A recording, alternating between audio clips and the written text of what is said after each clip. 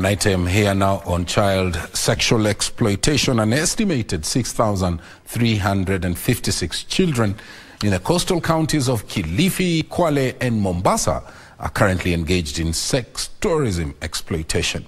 According to a report by the International Human Rights Organization, Equality Now, the number accounts for 1.6% of the total population of 13 to 17-year-olds right across the three counties. And as Beatrice Gatonya reports, cultural norms as well as poverty are among factors contributing to child sexual exploitation.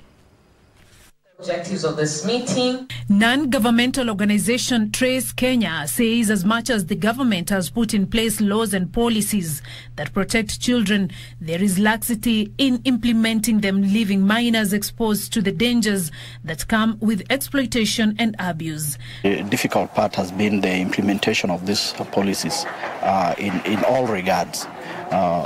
Whichever way you look at it, implementation has been the challenge in achieving the welfare of children and benefiting children in the country.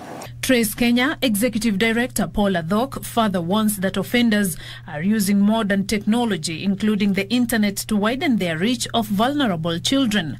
Most people take advantage of that, particularly modern times. They use TikTok or other social media platforms to reach out to children and blackmail them after having made them expose themselves, blackmail them to then surrender for sexual favors in return and say, well, I'll not expose you as long as this did happen.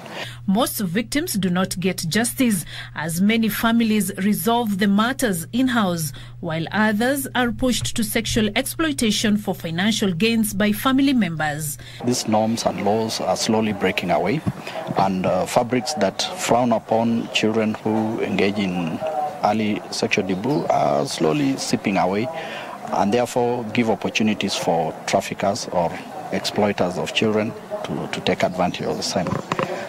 Amanda Nyamane from Equality Now said a report by International Human Rights Organization Out of the Shadows places Kenya at position 22 out of 60 countries in terms of prevention and response to child sexual exploitation and abuse. Kenya has done quite a bit of work. The government has done quite a bit of work.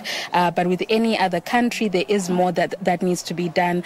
We need to put children at the center of the solutions that we're looking at. So even from a legal perspective, we do need to understand what are the root causes for children and how can we assist children to ensure that they don't fall victim to child sexual exploitation and abuse. Child rights activists acknowledge Kenya is among countries that have put in place laws and policies that protect children, but say more needs to be done to combat child sexual exploitation and abuse. Beatrice Gatonya, Prime Edition.